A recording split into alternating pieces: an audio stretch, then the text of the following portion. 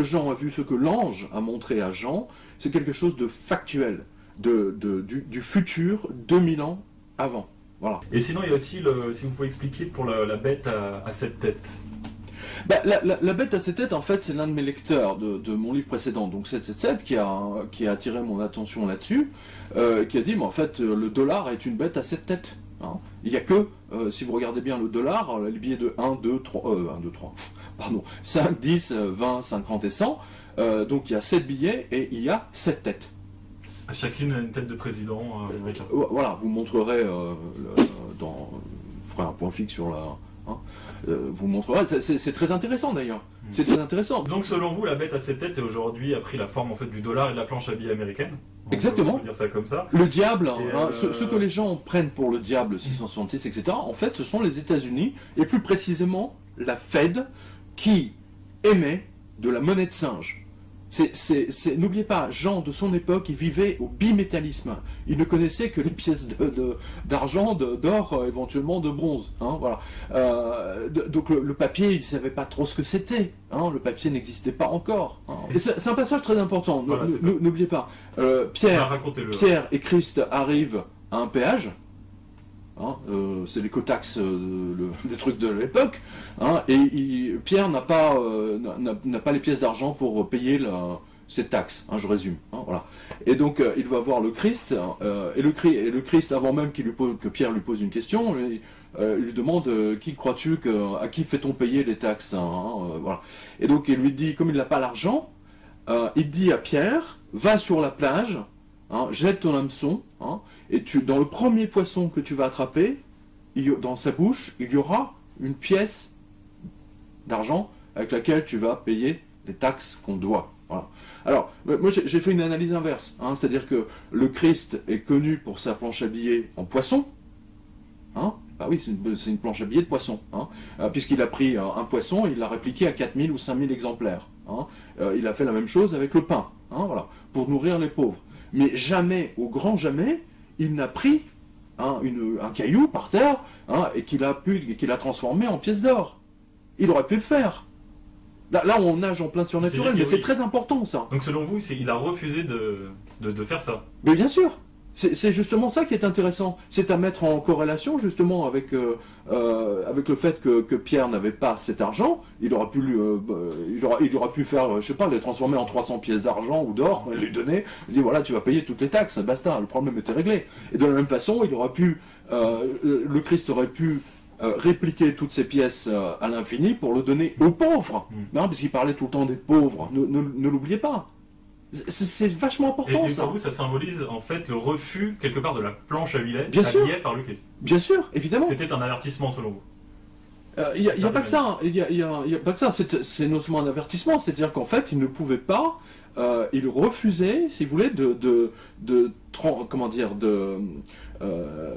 faire de la fausse monnaie. Hein, et il refusait de mettre parce qu'il est dans ce monde matériel, il a refusé de créer de l'or. Hein, c'est quand même très important, sinon à ce moment-là tout le monde il serait devenu une banque ambulante et là le pays entier serait venu à sa rencontre pour qu'il puisse distribuer de l'or et de l'argent à tout le monde.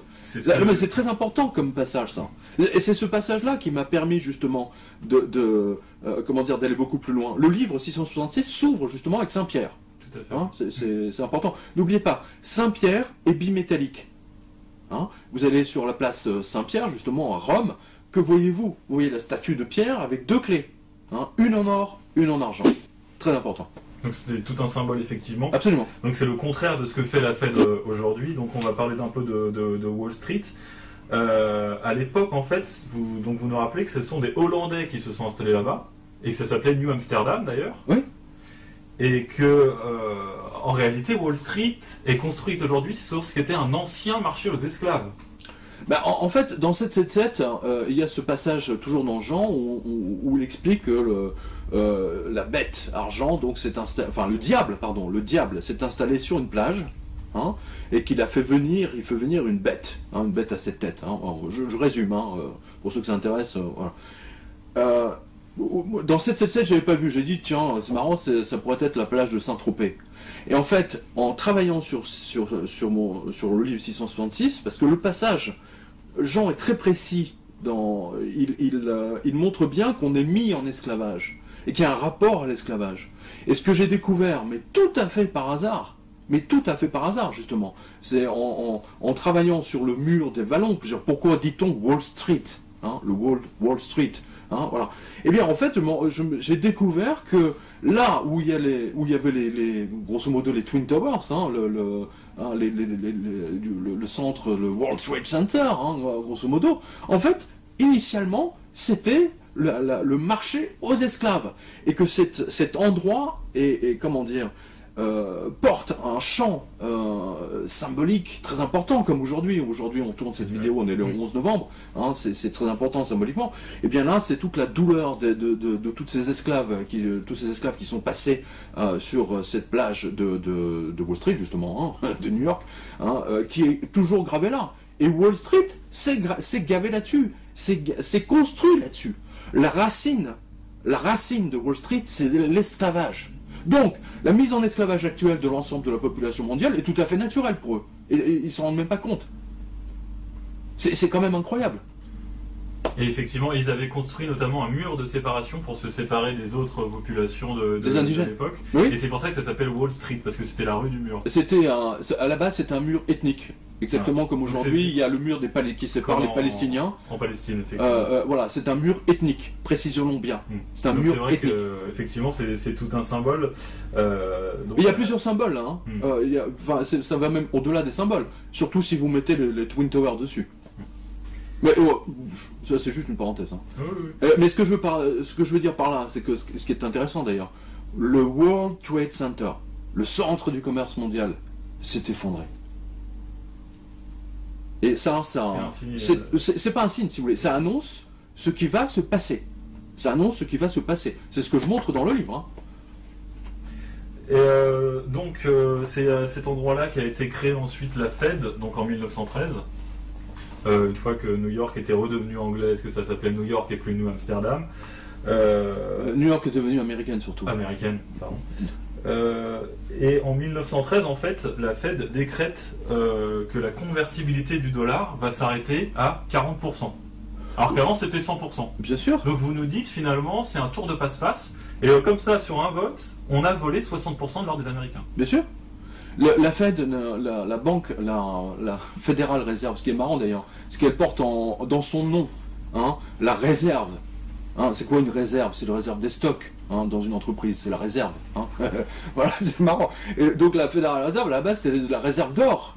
C'est ça que ça. Quand vous dites la Federal Reserve Bank, c'est en fait l'or qu'elle est supposée contenir. Et en fait, il n'y a pas de. La première chose qu'ils ont faite, en fait, c'est virer la convertibilité 100% en or. C'est absolument extraordinaire. C'est déjà un premier vol du peuple américain. Et ce qui est fascinant, c'est que toute la presse de l'époque américaine, qui est déjà tenue par les banques, hein, grosso modo, voilà, n'en fait pas part. Pour la simple bonne raison, c'est que pour les tensions militaires, etc., en Europe, qu'on va voir. Et ensuite, ça a été encore abaissé, donc, mais beaucoup plus tard, là, en 1942, à 25,5%. Oui. Et finalement, ça a été totalement aboli en 1968. Parce qu'on croit toujours que c'est avec la fin des accords de Bretton Woods qu'ils en sont sortis en 71. 15 août. Mais non, ils ont préparé. De Gaulle l'avait vu venir. Mais en fait, c'était en 68. De Gaulle l'avait vu venir. Jacques Rueff, le conseiller de Gaulle, l'avait vu venir. Absolument. Ils ont mis la convertibilité du dollar à zéro 2 ans avant la sortie. Pour financer la guerre du Vietnam avec la monnaie de singe. C'est exactement ce qu'ils ont fait. Je suis pas le seul. Enfin, c'est surtout De Gaulle qui le disait. Hein. C'est pas avec les fameux accords de Bretton Woods de 71. Mais ils ont déjà violé les accords. 3 ans avant, en fait. Ils ont violé les accords de Bretton Woods sans le dire, sans en informer leurs partenaires. C'est absolument scandaleux. Ce que vous venez de dire, c'est que déjà la Fed commet une immense escroquerie vis-à-vis de ses partenaires économiques et diplomatiques. Hein. Voilà. C'est important. Hein, puisque, rappelons-le, que les accords de Bretton Woods, je le fais très simple, si la France ou l'Espagne a des excédents en dollars, hein, on va dire, je sais pas, 500 millions de dollars, eh bien, ils renvoyaient tous les billets à New York, hein, à la Fed, et la Fed leur renvoyait des lingots d'or en échange sur la base des 35 ou 40 dollars, peu importe, ou les 32 dollars sur lesquels ils s'étaient mis d'accord, hein, je précise, hein, 32 dollars l'once, ou 35 dollars l'once. Et donc vous nous expliquez, donc je vais lire un passage de votre livre, c'est à partir de 1968, en pleine guerre du Vietnam, en raison des dépenses militaires titanesques, la Fed se retrouva coincée, ne pouvant même pas garder une couverture en or de 25,5% de sa masse de dollars en circulation. Elle décida purement et simplement de supprimer son obligation de couvrir la valeur de sa masse de dollars papier émise par des lingots d'or. Donc c'est unilatéral, on consulte personne. C'est fuck you. Ça s'appelle le Gold Reserve Requirement. Ça s'appelle. Non, mais ça s'appelle fuck you. Là, je suis vraiment désolé de vous dire, mais c'est ce que dit la Fed à tous les autres gouverneurs de banques centrales européens, etc. Et du coup, là, vous citez Richard Duncan qui dit à partir du moment où le dollar n'était plus adossé à l'or, la nature de la monnaie a changé. Bien sûr. Dans les années qui ont suivi, l'impression de la monnaie papier explosa. Entre 68 et 2010, la Fed a multiplié par 20 le nombre de ces dollars papier en circulation, en imprimant 886 milliards de dollars en nouveaux billets de la Fédérale Réserve. Le ratio de monnaie or n'était plus qu'à 1%. Ça veut dire que le dollar, techniquement, ne vaut rien aujourd'hui. Ben non, rien. Encore moins qu'à l'époque, c'est clair. C'est encore moins qu'à l'époque.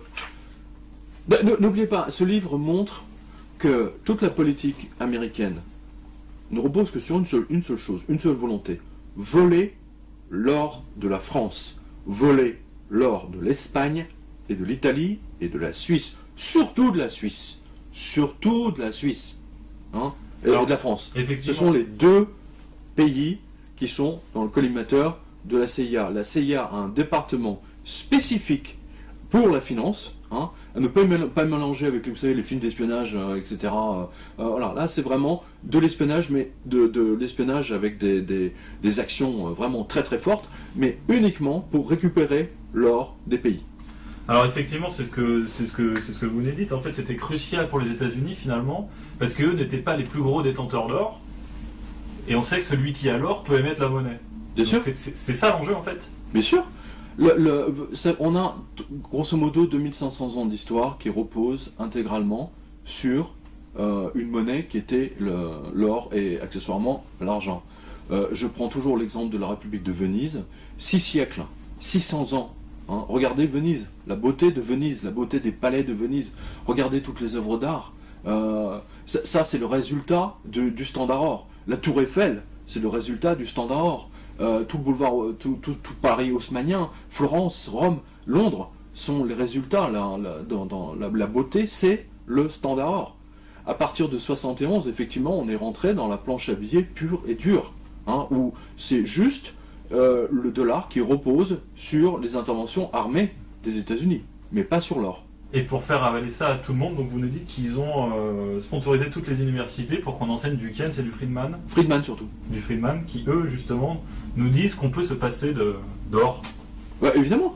C'est pas moi qui l'ai montré, c'est Fekete, le professeur Antal Fekete, entre autres, l'a montré, hein, que toutes les universités dans le monde qui enseignent l'économie ont été sponsorisées directement ou indirectement, hein, pour enseigner les théories de Friedman.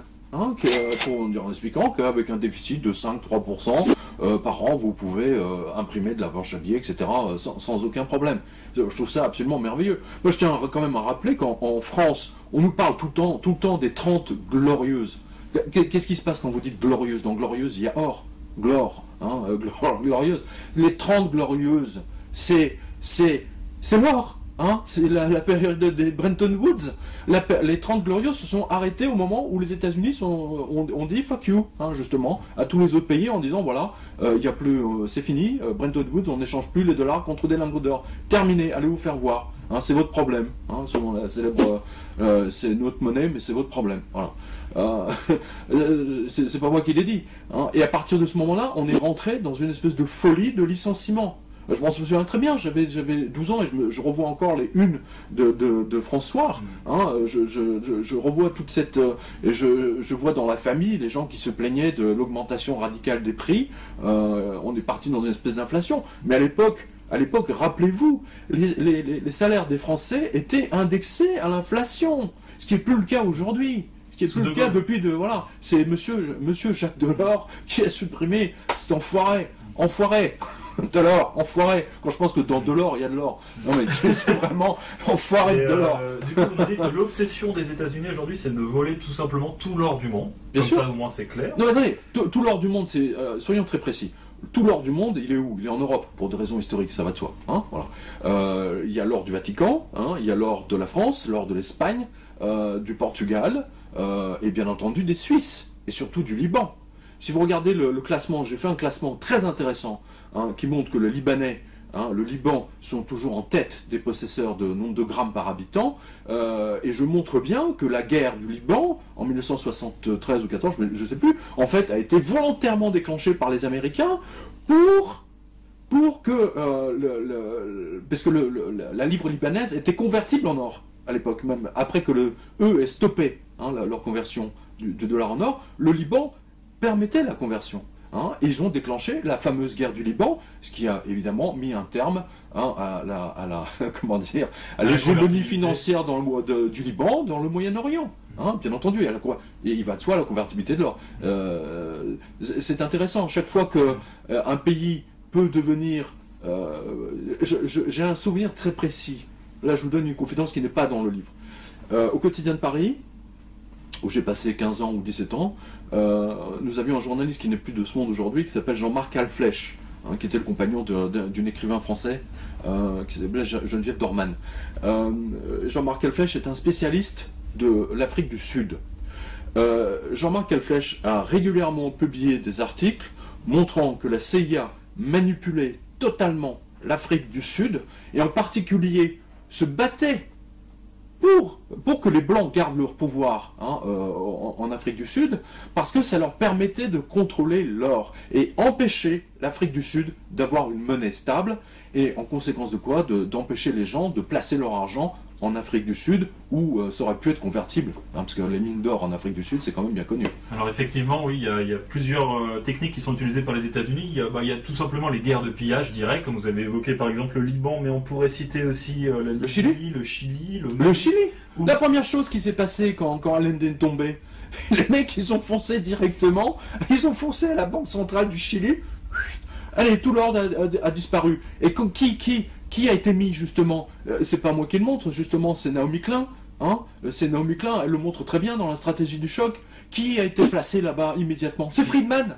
Friedman, cet ordure, cet enfoiré, hein, qui a testé au Chili, sur les Chiliens, et ensuite, bien entendu, sur les Argentins, hein, sa théorie bidon, hein, qui permet de travailler avec un dollar qui ne repose sur rien. Hein. La faillite de l'Argentine de 2001, ne l'oubliez jamais. Hein, la faillite de l'Argentine 2001, dont on n'a absolument pas parlé en France. Absolument pas. Hein, je revois encore les journaux TF1, France 2, etc. Rien, nada. Hein, c'est exactement ce qui nous attend. Hein. Pourquoi? Parce que déjà à l'époque, le peso argentin était pégé, enfin c'est le terme financier, pardonnez-moi, adossé au dollar. Hein. Et bien entendu, ça ne pouvait pas continuer. Et donc les Américains ont volé toutes les richesses des Argentins, et quand ils n'avaient plus rien à voler, ils se sont barrés, et 2 jours plus tard, les Argentins ont appris que toutes les banques étaient fermées, et les distributeurs fermés. Voilà. Et pendant 1 mois, les Argentins étaient au troc, hein, et les Argentines se prostituaient, hein, comme les Viennoises, hein, du temps de Weimar, se prostituer pour avoir quelques œufs, un poulet, des steaks. Paradoxe en Argentine quand même, réputée pour sa viande. Tout à fait. Voilà. C'est ça qui nous attend, à cause des Américains. C'est ce que dit Jean. Revenons toujours à Jean, et à l'ange de Jean, c'est très important. Mais plus proche de nous, il y a aussi, vous prenez par exemple le cas ukrainien, et ça c'est vrai que personne n'en a parlé. Vous dites, c'est un commando armé sans étiquette, en gros il n'y avait pas de nom de pays dessus, ils sont arrivés, ils ont débarqué, ils ont dépouillé la banque centrale, oui. et ils se sont barrés en avion. Quoi. Ah ben absolument, ils ont emporté l'or de l'Ukraine. Ils ont dépouillé l'or de l'Ukraine comme ça. Mais personne n'en a parlé pour le bien coup. Sûr. Mais la première chose que les Américains ont fait au Japon, bon à la limite là pour le coup du Japon c'était justifié puisqu'c'était une agression et que le Japon a perdu, mais ils ont encerclé littéralement la banque du Japon, qui elle-même, les Japonais avaient volé l'or des Chinois, donc les Américains ont volé l'or des Japonais.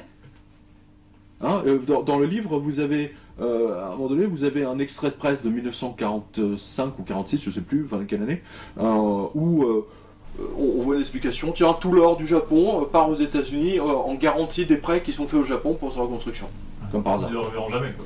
Ouais, évidemment qu'ils ne le reverront jamais. D'ailleurs, je signale, vous avez dans le livre, je crois que c'est Ferdinand Lips qui rapporte, si ma mémoire est bonne, que le Japon a signé à interdiction d'acheter de l'or tant que les bateaux américains, de l'armée américaine, de la marine américaine, pardon, sillonnent dans les eaux du Pacifique et dans la mer du Japon.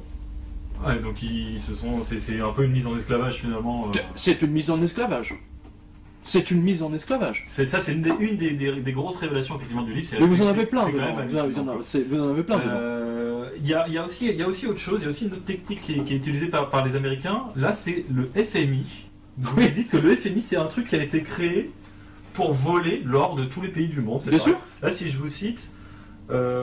Après l'effondrement peu glorieux, par exemple, là c'est pour l'Union soviétique en 1990. Là c'est Antal Fekete, je cite le professeur Antal Fekete. Exactement. Une des premières choses que le FMI a faites en tant qu'agent du Trésor américain, ce fut de forcer les anciens pays satellites de l'URSS à lui donner leur or en échange de leur adhésion au FMI.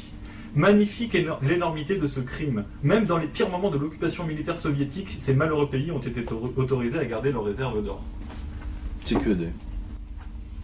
Donc le FMI est un organe qui travaille pour le Trésor américain. Attendez, le FMI, n'oubliez pas, Strauss-Kahn, cet enfoiré, nous a souvent parlé, vous savez comme ces économistes font, ils vous parlent vous savez, avec des acronymes, dans le genre SDR, vous voyez, hein, les SDR. On oublie simplement de dire que les SDR sont déjà la première manipulation des Américains via le FMI, parce que les SDR, si vous voulez, reposent, je le montre dans le livre, reposent sur l'or. Est-ce que c'est ce que vous qu'on appelle en français les DTS? Oui, droits de tirage spéciaux. Voilà, mais ça repose sur l'or. Ça repose spécifiquement sur le prix de l'or. Ça fonctionne comment en fait? C'est chaque pays qui apporte de l'or au FMI a le droit de... non, il crée un truc... C'est exactement, c'est l'ancêtre des ETF.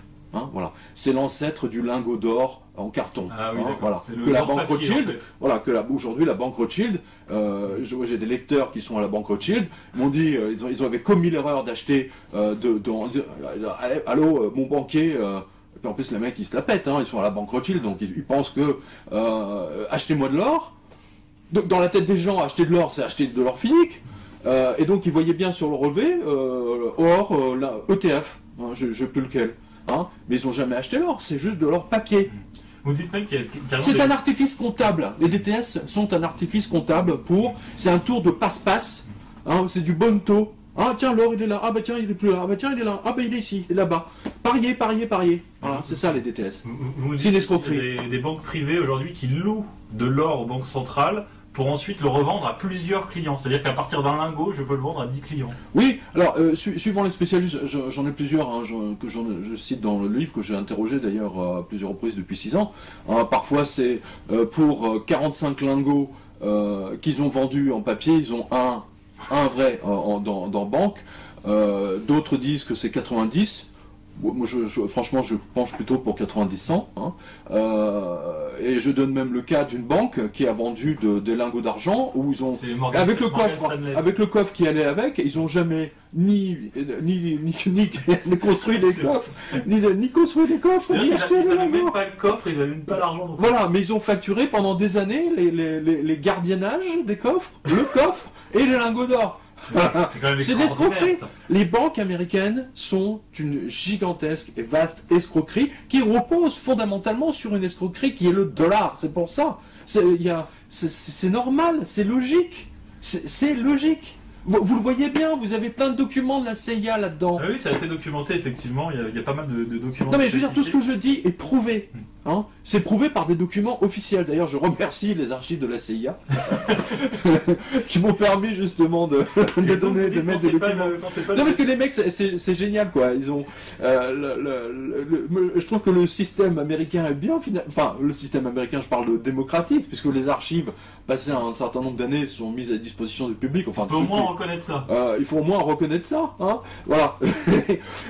Donc, et grâce à mon accès aux archives de la CIA, effectivement, j'ai pu sortir tous les documents, vous les traduire, et vous avez lu vous-même les documents de la CIA, vous avez vu vous-même les telex de l'ambassade américaine ici, hein, parce que dans les années 70, tout se passait ici, avenue Gabriel. Hein, Avenue Gabriel. Oui, j'ai toujours un rapport avec les anges finalement. Donc quand c'est pas le FMI qui s'y colle, vous dites c'est carrément des pressions qui sont exercées directement via les ambassades, etc. sur tous les pays. Et en fait... Mais attendez, sur Wikileaks, on a bien vu, si vous voulez, que la NSA, la CIA, hein, ils ont mis que ce qu'ils espionnent le plus, c'est pas nos installations militaires en sous-sol, sous les Invalides, etc. Pas du tout. Ce qu'ils espionnent le plus, ce sont les fonctionnaires du ministère des Finances à Bercy, ce sont nos députés européens qui doivent justement voter sur des textes très précis financiers qui sont votés à Bruxelles pour le compte des Américains, évidemment. Hein, voilà. On a vu d'innombrables cas, je me souviens en particulier d'une affaire, je m'en souviens très bien parce que j'étais en voyage, j'étais à Kourou, pour le lancement de fusées, et Madame Brigitte Fontaine, qui à l'époque était présidente de la Commission européenne, elle était présidente de Bruxelles, c'était la grande patronne, avait été invitée dans ce voyage de presse par l'aérospatiale, et j'ai pu discuter avec elle, et il y a eu un scandale à l'époque. Déjà, la CIA avait posé des micros au sein même du Parlement européen. Et Brigitte Fontaine avait botté en touche lorsque des députés lui avaient posé des questions. Est-ce que vous allez protester officiellement, etc. Et elle a botté en touche, elle n'a même pas répondu, elle a dit question suivante. Hein, je l'ai vu. C'est un silence qui en dit long. Ouais, vous savez, attendez, vous croyez que c'est le seul vous croyez que Hollande a protesté quand on a vu que notre ambassade était notre ambassade à Washington, Obama, il était que notre salle des chiffres était entièrement buggée par la NSA et la CIA? Il a protesté, non? Hein, quand on a appris que le téléphone personnel portable de Madame Angela Merkel était sous surveillance, les Allemands ont protesté. Hein. Vous croyez que la France a protesté? Non. Monsieur Hollande, comme un caniche, on lui a donné un voyage d'État. Hein, donc il est parti en voyage d'État aux États-Unis. Son ego a été caressé dans le bon sens. On lui a massé les couilles. Hein. Voilà. Et du coup, il n'y avait pas eu une seule plainte de la part de la France sur les actes d'espionnage des Américains, alors que les espions français sont fous de rage. C'est vrai, mais ils doivent se la fermer. Et je peux vous dire complètement... que... J'en cite un d'ailleurs. Hein, vous avez un... Tout à fait, vous citez une source anonyme. Forcément. Mais bien sûr, on peut pas. Il n'y a pas de nom. De la DGSE. Effectivement, Hollande, on voit qu'il est complètement soumis. Mais on pourrait parler aussi de l'ancien président Sarkozy, parce que lui, il a quand même vendu 600 tonnes de la Banque de France. Bah, tiens. 600 tonnes d'or. Je vous invite à lire, hein, mais ce qui est intéressant, si vous voulez, c'est qu'il a vendu ça alors qu'il est un mois avant ou 2 mois, je ne sais plus, enfin je donne le... Alors, il a été reçu, alors qu'il était ministre du budget, il a été reçu à Washington comme s'il était le président de la France. Il a obtenu un rendez-vous en l'espace de 30 secondes, ce qui ne s'est jamais vu, même les journalistes français qui l'ont accompagné n'en revenaient pas, et comme par hasard, 1 mois ou 2 mois plus tard, il vendait 600 tonnes de l'or de la France. Pour acheter des bons du Trésor américain. Je ne sais pas ce qu'il a acheté avec, je ne suis même pas certain qu'il a acheté. Du Trésor américain et un peu de yens aussi, je crois. Oui, enfin bon, voilà, mais toujours est-il, si vous voulez, il aurait pu acheter des tickets de pressing ou Voilà, c'était quand même directement pour soutenir le dollar. Voilà, le but du jeu, quand on vend, si vous voulez, l'or, c'est fondamentalement pour soutenir, pour empêcher l'or de monter, puisque chaque montée des cours de l'or indique une faillite du dollar, qui n'est ni plus ni moins qu'une monnaie de singe. Je le rappelle, c'est très important, c'est de la monnaie de singe. Et c'est ça que j'en vois. Je reviens toujours au 666 de Saint Jean. Saint Jean nous dit, on va vers une catastrophe, une apocalypse. Et c'est pas le seul, hein. La Vierge nous dit la même chose également. Vous avez ça dans un chapitre à la fin du livre. Hein. Il y a plusieurs, comment dire, c'est même pas des prophéties, hein, c'est du factuel. Hein. On va vers l'explosion, vers une catastrophe de nature biblique, mais monétaire. C'est-à-dire que du jour au lendemain, plus un distributeur ne fonctionnera. L'explosion du Wall Street du 29 septembre 2008, fête des anges, hein, et des archanges, n'oubliez pas, était juste un hors-d'œuvre, à côté de ce qui va se passer.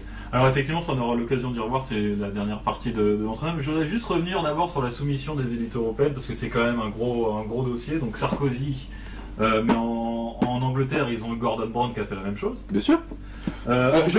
Je précise, puisque vous en parlez, je précise. là, je vous invite à mettre le trailer, comme on dit, du film de Polanski, The Ghostwriter. Who was this Makar? Should I have heard of him? Yeah, he was some kind of aide to Lang when he was prime minister.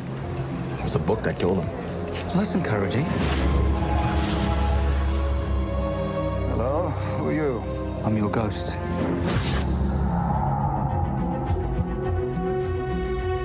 Ready to start? Absolutely. Losing Mike was a blow, of course. But it's not just that. You're not planning on taking that manuscript out of here, are you? Because you do realize how serious this is getting, don't you? C'est quoi le Ghostwriter? C'est une adaptation d'un roman anglais, enfin d'un roman bien informé, qui dit que Gordon Brown est un agent de la CIA, parce que le film repose sur le fait que le Premier ministre anglais est un agent de la CIA. Et en fait, il ne travaille pas pour les Anglais, mais pour les intérêts américains. Et qu'a fait Gordon Brown? Il a vendu, comme Sarkozy, il a vendu l'or. Non mais c'est extraordinaire. C'est tout. Quand vous, dans ce livre, vous pouvez tout recouper. Alors, vous l'avez dit vous-même. Ce livre est une bombe. Effectivement, parce que pour la première fois, je montre à quel point la seule politique qui est derrière tout ça des Américains, c'est de s'emparer de l'or de la France, place des Victoires. Et moi je dis simplement aux Américains, attention, place des Victoires, il y a Notre-Dame des Victoires. Ça va être un peu difficile. Ça va être compliqué pour la bête à 7 têtes. Ça va être compliqué pour la bête à 7 têtes. Et en Belgique, il s'est passé la même chose parce qu'ils ont vendu tout leur or entre 1989 et 1999. La corruption de l'élite belge me fascine, mais elle est historique, malheureusement. En Suisse, alors là en Suisse quand même, on pourrait en ce moment même, il y a une association qui exige, j'en parle dans le livre, qui exige le retour de l'or des Suisses qui est entreposé, je ne sais plus, c'est à Londres ou à New York, peu importe. Et bien entendu, leur compte PayPal a été supprimé, suspendu. Voilà. Il y a 4-5 jours. C'est une action de représailles. Allez à vos spectateurs, allez sur quotidien.com, vous avez tous les liens, ça date d'il y a une semaine. Vous avez vraiment tous les liens dans la revue de presse. Ils ont suspendu, PayPal a suspendu sans aucune explication. Exactement. Quand PayPal a fait la même chose avec Wikileaks. N'oubliez jamais ça. On se rappelle aussi. On voit que c'est vraiment le fait de demander le rapatriement de l'or des Suisses. Ça pose un gros problème aux Américains. Et pourtant, ils ont quand même bossé pour soutenir le dollar depuis 2001. Ils ont vendu 1550 tonnes d'or, quasiment 50%. Ils ont été forcés à vendre. Si vous voulez, mon sentiment, si vous voulez, c'est qu'ils tiennent un certain nombre de députés, pas que suisses d'ailleurs, belges, français. Vous savez que la NSA enregistre partout où vous allez sur internet, etc. Donc tous les députés qui sont mariés, gentils, etc., mais qui vont dans des clubs sadomaso ou qui vont avec des mômes, etc. Tout ça, ils les tiennent par les voilà. Et c'est comme ça que progressivement ils ont explosé le secret bancaire suisse. N'oubliez pas, j'ai commencé la revue de presse en février 2008, donc bien avant l'explosion de Wall Street, en disant que Wall Street allait exploser. Je précise quand même. Donc j'avais bien vu le truc arriver. Donc ne vous étonnez pas que tous ces députés votent des lois. D'ailleurs, je montre dans un chapitre Charles Guerre, qui est un grand spécialiste de l'or français, a répertorié toutes les lois pour empêcher les Français d'acheter de l'or. Incroyable! Depuis 2008, on a eu un paquet. Incroyable! En fait, c'est surtout depuis 2008. Depuis 2008. Pourquoi pas avant? Pourquoi pas en 2004 ou... La 80% des lois ont été votées après 2008. Et même surtout à partir de 2010. C'est là où vraiment c'est devenu très très critique pour les Américains. C'est que aujourd'hui, les présidents français depuis Sarkozy sont des agents américains. Quasiment. Pour moi, de toute façon, Sarkozy s'est jamais caché d'être atlantiste. C'est un young leader de la French American Foundation, comme François Hollande aussi d'ailleurs. Ouais, mais enfin ils sont soumis. Voilà, ils sont soumis. Le seul président, on a eu deux présidents qui ont quand même résisté aux Américains. De Gaulle a tout vu. C'est le seul homme politique qui a tout vu. Il a même dit à propos de l'or. Pompidou, d'une certaine manière, avant qu'il tombe malade. Giscard a été, je considère Giscard d'Estaing un traître à la France, exactement comme Sarkozy. Parce que c'est lui qui a imposé la loi du 3 janvier. Et vous avez même une déclaration de Nixon, vous l'avez dans le livre, il a signé un accord avec Giscard en disant, formidable, j'ai signé le plus grand accord au profit des États-Unis. Nixon s'en vante. Nixon s'en vante. comment il a entubé Giscard. Et tous ses conseillers, hein, dont Jacques de la Rosière, etc. Hein, voilà. Ça veut dire qu'aujourd'hui, Nicolas Sarkozy comme François Hollande sont des traîtres à la nation. Attendez, ne mélangeons pas. Pour moi, Giscard d'Estaing et Sarkozy, oui, sont des traîtres à la nation. Ils ont vendu, Giscard d'Estaing a vendu, nous a endettés auprès des banques privées. C'est la fameuse loi du 3 janvier, hein, c'est le livre de Pierre Rougeron, vous le savez. Sarkozy, lui, il aurait pu vendre la Joconde, c'était pareil. Ce serait intéressant d'ailleurs de voir quel est le prix de la Joconde aujourd'hui. Je pense qu'on pourrait le mettre à 1 milliard. Bon, on n'est pas loin. Si la France devait vendre, et je pense qu'on va y arriver un jour ou l'autre, hein, je vous signale, que fait la France en mettant le Louvre à Abu Dhabi ou je sais plus au Qatar? Que fait la France sinon vendre tous nos toiles, etc. Vous pensez vraiment qu'on va revoir les toiles qui sont exposées là-bas? Vous pensez vraiment qu'elles vont nous revenir? Effectivement, on peut se poser la question. Non, parce que pour qu'elles reviennent, il faut qu'ils ferment le musée, quoi. Vous pensez vraiment qu'ils ont tout investi dans le musée pour le fermer à un moment donné quand la France va réclamer le retour des toiles? C'est-à-dire qu'ils sont en train de vendre l'État petit bout par petit bout, quoi, finalement. Ils sont en train de vendre la France, mais ça, vous le voyez depuis 2 minutes. Ouais, on voit tous les jours, effectivement. Mais il n'y a pas que la France qui a des difficultés. Vous prenez l'exemple du Canada, notamment. Et là, c'est quand même hallucinant ce que vous... Je vais lire un passage. Alors, ne donnez pas tout, hein, ne dévoilez pas tout le livre, là, sinon... Sinon, là... Non, mais bon, il n'y a pas que ça, mais c'est vrai que c'est important. Ce que j'ai découvert en étudiant l'histoire de la banque et monnaie canadienne est si effroyable que j'en ai interrompu l'écriture de ce livre pendant quelques jours, juste pour reprendre mes esprits. Oui, j'étais écœuré. Alors, j'étais écœuré. Je comprends même pas comment les Canadiens se sont fait entuber à ce Alors, moment-là. on va pas révéler, parce qu'effectivement... Non, mais c'est incroyable. Non, mais c'est extraordinaire invraisemblable ce qui s'est passé avec le Canada. Voilà. C'est ce qu'on peut dire. Parmi d'autres, il n'y a pas que le Canada. Hein. Le Mexique, le Japon. Alors, le Japon, vous dites que c'est les geishas des États-Unis, on l'a déjà évoqué tout à l'heure. Mais il y a le truc. C'est le prostitué, le Japon. Bah, attendez, la Banque du Japon, on l'a vu récemment, on l'a vu cette semaine, enfin la semaine dernière, pardon. La Fed a arrêté sa planche à billets. Hein, elle a arrêté sa planche à billets. Qu'est-ce qui s'est passé le lendemain? Tout d'un coup, la Banque du Japon se met à faire ça, je ne sais plus combien, 30e, 40e planche à billets. Depuis, là où il y a du yen, il n'y a pas de plaisir, c'est bien connu. Hein, voilà. Non, mais les Japonais, le coût de la vie a augmenté de 40%. Eux aussi, ils sont dans un Weimar en ce moment, les Japonais. Personne n'en parle, c'est extraordinaire. Moi, j'ai des lecteurs de la revue de presse qui sont au Japon, ils me racontent les hausses des prix, etc. Mais c'est du délire total. C'est du délire. C'est du délire. Quand ce n'est pas les États-Unis, c'est la Banque du Japon.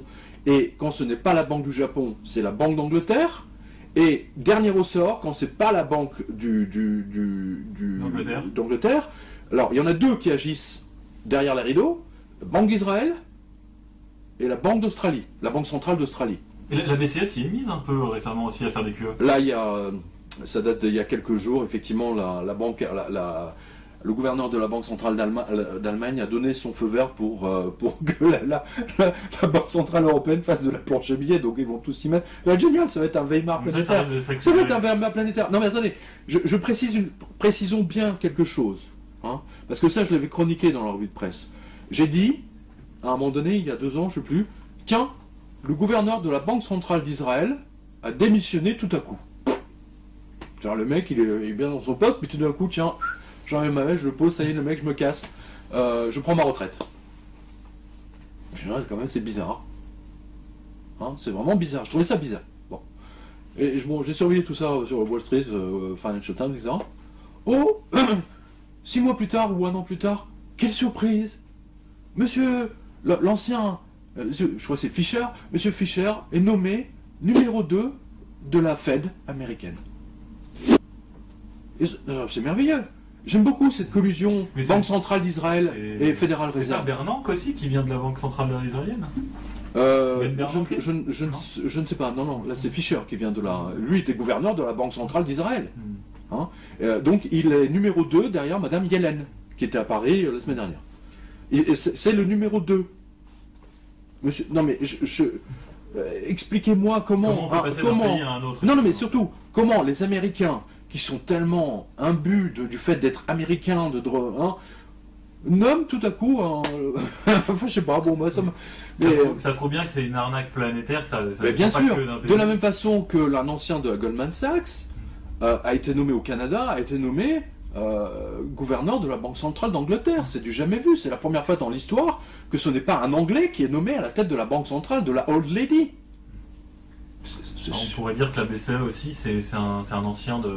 Ah, c'est un ancien de Goldman Sachs. Non, mais on sait que Goldman Sachs a pris le pouvoir. Et il n'y avait qu'une seule personne qui empêchait la Goldman Sachs de prendre le total pouvoir, c'était Blight Masters, qui était JP Morgan. Et je vous avais... je l'ai dit un an à l'avance qu'ils allaient la dégommer, que Goldman Sachs est en train de tout faire pour la dégommer. Et d'ailleurs, ils lui ont racheté son bébé. Voilà, c'est Mercuria, vous retrouverez ça il y a un an à peu près. Je l'avais chroniqué longtemps à l'avance. Vous remarquez que j'avais quand même annoncé pas mal de choses en avance. Il faut le reconnaître. Alors, il y a d'autres pays ensuite, vous parlez du Mexique, etc. Mais il y a un truc sur lequel je voudrais m'arrêter, c'est quand même... Mais moi, ce qui m'importe, si vous voulez, c'est la France. Parce que, n'oubliez pas, ce que vous voyez là-dedans, cette politique, elle est en œuvre en ce moment même. Là, avenue Gabriel, là, il y a toute l'ambassade des États-Unis. Ils ont une filiale, la CIA a une filiale, avenue Charles de Gaulle, à Neuilly, pour pas la nommer. dans un cabinet d'audit américain, bien sûr, où il y a beaucoup de gens de la CIA qui sont là-bas. Hello, hello CIA guys. Donc, leur but, c'est de s'emparer de l'or de la France. C'est pour ça que le deuxième chapitre de mon livre, justement, ouvre sur Angela Merkel, le poisson-chat. Bon, vous ne vous rappelez pas, mais c'est très important de comprendre ça. Et on comprend bien, surtout à la fin du livre, on voit bien leur magouille, on voit bien comment Obama s'est lamentablement planté, on voit bien les escroqueries, comment la Fed a essayé d'escroquer tous les autres gouverneurs des banques centrales en leur refilant des lingots qui n'étaient même pas à 24 carats. Mais c'est du délire. Mais c'est invraisemblable. On est dans le petit truandage de quartier, quoi. C'est ça que... Enfin, même les lingots qui donnent, ce sont pas en or. Mais c'est un truandage à l'échelle planétaire. Pour empêcher...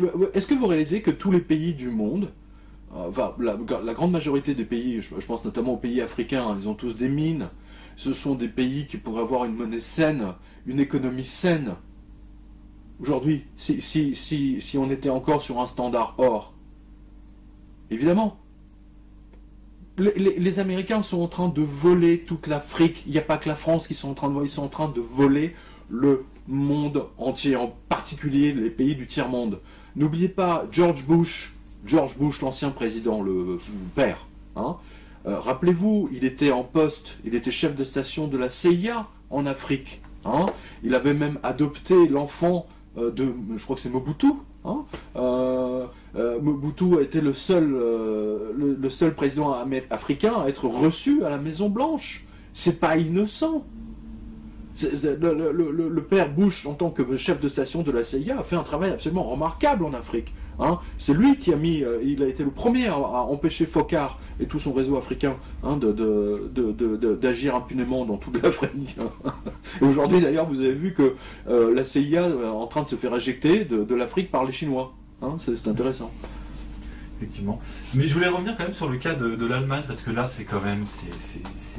Ça va très très très loin ce que vous nous révélez. Il y a un document dont... Ah non, mais garde-le pour le livre, celui-là. Bon, alors on garde pour le livre. Voilà. Achetez le livre, vous verrez, parce que ça vous... Non, attendez, mec, j'ai bossé pendant 3 ans. Ouais, on va pas te révéler. J'ai bossé comme un malade pendant 3 ans pour ce livre, alors vous n'êtes pas tout balancé. C'est un truc complètement hallucinant. Voilà, on va dire ça comme ça. Non, mais vous voyez bien, vous avez vu à travers ces documents, parce que c'est pas le seul qu'il y a dans lui, vous avez vu que c'est une mise en esclavage et que ça correspond exactement à ce que Saint Jean a dit dans son texte de l'Apocalypse. Alors, là aussi, n'oubliez pas, c'est un ange qui a montré à Jean tout ça, en compagnie du Christ, c'est très important. Je suis le seul en France à faire une relation entre spiritualité et finance. Et d'ailleurs, vous avez vu qu'il y a beaucoup de chapitres qui eux-mêmes annoncent le futur d'une manière absolument extraordinaire. Les musiciens, je pense notamment à quelque chose qui est extraordinaire, qui est le Money de Pink Floyd sort en 72 ou 73, au moment même où on passe en mode planche à billets, où les années fric arrivent, quoi. c'est Money, c'était le tube planétaire. Hein, voilà. Puis il y avait aussi Billion Dollar Babies d'Alice Cooper, qui pour moi est beaucoup plus important que Money d'ailleurs. Oui, et puis vous faites aussi allusion après au 666 de Iron Maiden, ça m'a rappelé des souvenirs. Bah, c'est là, je veux dire, le livre est saupoudré effectivement de chansons, bien sûr, parce que les musiciens sont inspirés, hein, qu'ils soient inspirés par le bien ou par le mal, peu importe, ils sont inspirés. Hein, et on voit bien d'ailleurs beaucoup dans les textes sont prophétiques. Hein. Et vous faites encore d'autres révélations, vous dites notamment que ce qui s'est passé à Chypre, c'est-à-dire quand on a saisi une partie de l'épargne des Chypriotes, une grande partie, c'est quelque chose que demain ils vont ça se passera en France, bien sûr, à toute l'Europe. Mais bien sûr. Mais qu'est-ce que vous croyez? Pourquoi vous croyez qu'ils ont fait ça à Chypre? D'abord parce qu'ils ont testé la réaction du peuple. Moi j'y étais à Chypre. Hein. J'étais un des rares journalistes français à y être. Hein. Non mais ils ont pas réagi. Hein. J'ai vu une petite manif, ils étaient une cinquantaine avec des drapeaux. Hein. Je les ai suivis. Hein. Mais les Chypriotes se sont fait braquer l'intégralité de leur économie. J'ai discuté avec des chefs d'entreprise chypriotes. Tout leur argent a disparu. Hein. Non mais il faut quand même se rendre compte. Tout ce qu'ils avaient mis de côté, même tout a été pris. Hein, et n'oubliez jamais ça. N'oubliez jamais ça. Ça a été fait surtout. Pourquoi Chypre? Pourquoi pas la Grèce ou pourquoi pas l'Autriche par exemple, hein, ou le Portugal, hein, ou l'Espagne ou l'Italie? Parce que Chypre abritait beaucoup d'argent russe. Hein. Alors on nous dit oui, comme j'ai vu un crétin de BFM Echo là, qui disait oui, Chypre n'est pas dans l'Europe. Mais non, bien sûr, comme dit Delamarche, c'est des sauvages. Hein, c'est une tribu amazonienne de réducteurs de dettes. Vous entendez, c'est arrivé là-bas, mais ça arrivera jamais. Non, mais bien sûr. Non, mais il dit surtout, n'oubliez pas, c'était fait pour voler l'argent des oligarques russes, entre autres. Hein, et que là, ils ont voté une loi pour permettre de voler les propriétés immobilières des Chypriotes. Comme ils ont voté, c'est le cas de le dire, ils ont voté une loi en Grèce, à Athènes, pour accélérer la saisie immobilière des gens qui ne peuvent pas payer leurs impôts locatifs. Hein. C'est-à-dire, c'est simple, vous êtes propriétaire de votre studio, 2 pièces ou petite maison, hein. D'habitude vous payez 1 000 € par an d'impôts locaux, et puis, ou immobilier, puis d'un seul coup on vous le met à 3 000. Vous ne pouvez pas payer, ah ben monsieur, tiens, vous ne pouvez pas payer, bon, on vous la prend. Voilà, c'est la technique. C'est ce qu'ils vont faire. C'est ce qu'ils vont faire, c'est ce qui se passe déjà en France. Vous avez vu à quel point les impôts augmentaient dans tous les sens? C'est ce qu'ils font, il y a plein de gens qui ne peuvent pas payer, ils vont être saisis là. Et vous dites, mi-février 2014, Reuters a révélé que les experts de la Banque Centrale Européenne ont commencé à travailler sur des plans pour saisir toute l'épargne des 500 millions d'Européens. Oui. Oui, c'est Reuters. Hein, Et c'est Reuters qui dit ça, quoi. Mais vous ne l'avez vu nulle part. Bah non, c'est pour ça que j'étais très étonné. Vous ne l'avez pas vu à la une du Figaro, de la Tribune, des Échos, de la une de l'ouverture du journal de TF1, du 20h de France 2. Vous l'avez pas vu ça? Non. Pourquoi? Parce que c'est important que les Français ne comprennent rien à l'économie, c'est volontaire. Hein. Tous ces cours d'économie bidons, hein, c'est fait pour les embrouiller, pour embrouiller le monde entier. Hein, parce que quand une monnaie repose sur l'or, bah, tout le monde sait compter. Hein. Là, c'est comme par hasard. Là, c'est pas besoin d'économie, là. Hein. Pas besoin d'économistes. Et du coup, vous nous dites que tout ça va très très très mal finir, comme à chaque fois avec la planche. C'est pas moi qui le dis, mais je le dis aussi. C'est d'abord Saint Jean qui le dit. Hein. Il nous le montre. N'oubliez pas, si mon analyse en disant que Benoît XVI va être éjecté du Vatican, c'est avéré exact, ce que je vous dis là va se passer également. Un truc apocalyptique. Apocalyptique dans le sens monétaire. Du jour au lendemain, plus un distributeur ne va fonctionner. Les banques seront fermées. Votre monnaie ne vaudra rien. Votre argent ne vaudra rien. Seul, et comme en 1940, exactement quand les Allemands sont arrivés, hein, parce qu'à l'époque aussi, la presse expliquait aux Français la valeureuse armée française, les Allemands vont se fracasser sur la ligne Maginot, etc. Et du jour au lendemain, ils ont contourné, tu vois, ils ont pas pensé à ça, ils ont contourné. Du jour au lendemain, en l'espace d'une heure, plus personne n'a accepté les billets de banque de la Banque de France. Plus personne. Tous ceux qui ont fui Paris n'ont pu fuir principalement qu'avec des pièces d'or et des pièces d'argent. Ne l'oubliez jamais.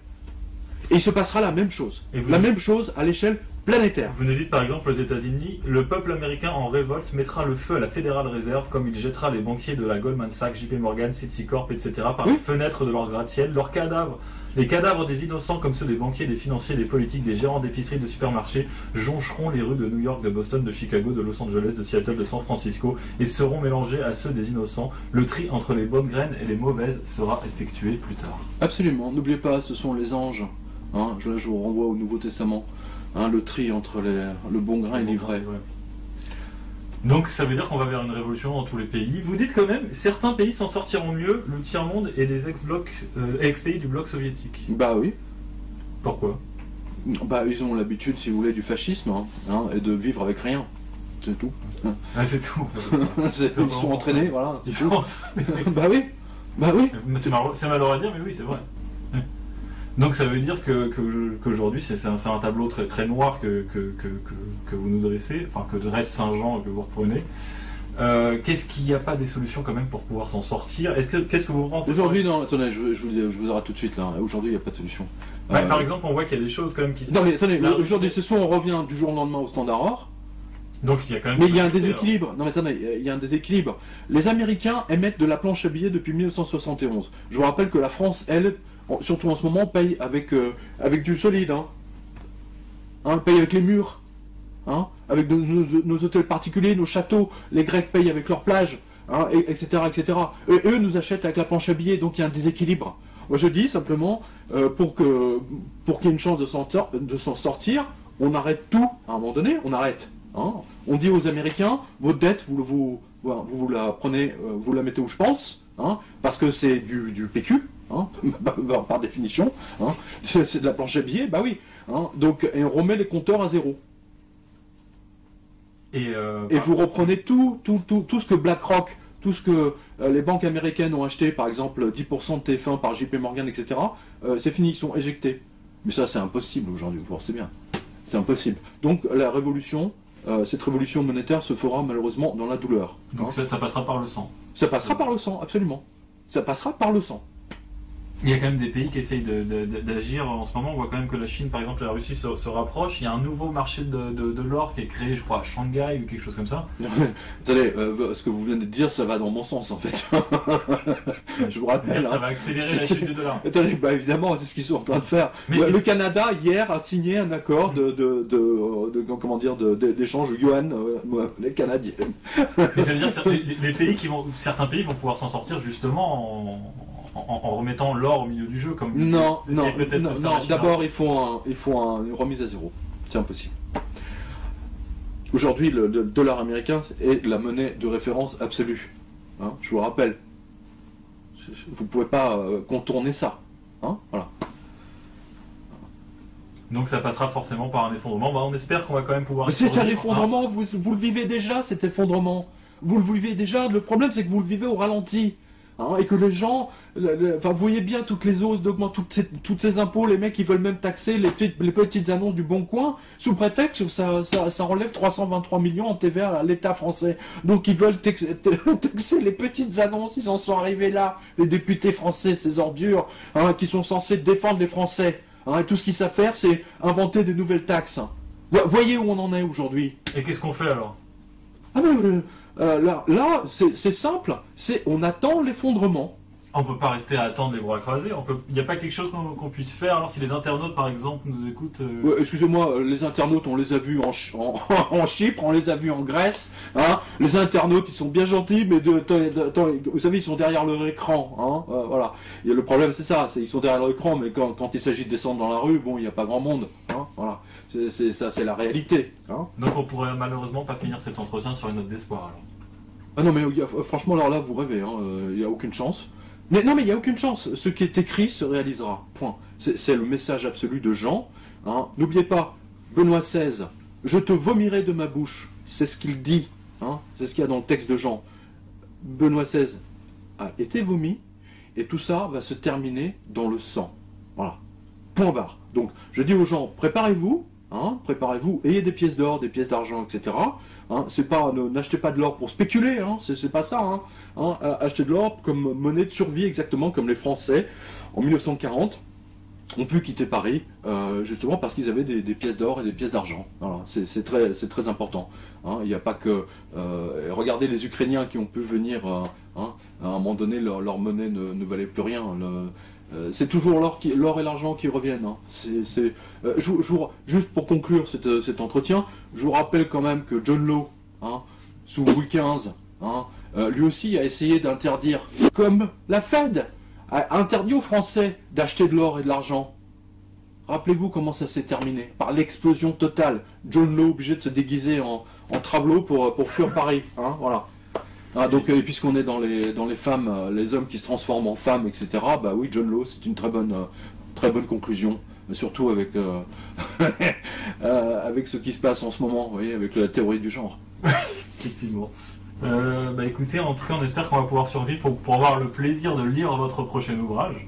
D'ici là, on vous souhaite bon courage et en vous remerciant, à très bientôt, alors Pierre Jovanovic. Alors, merci à vous et je donne rendez-vous à tous vos spectateurs parce que je commence un tour de France de librairie parce que beaucoup de vos spectateurs également, à vous et d'autres, de la revue de presse et de la radio m'ont demandé de venir dans leur ville. Donc, je commence un tour de France à Brest, là, samedi. Et ensuite, je vous donnerai toutes les dates.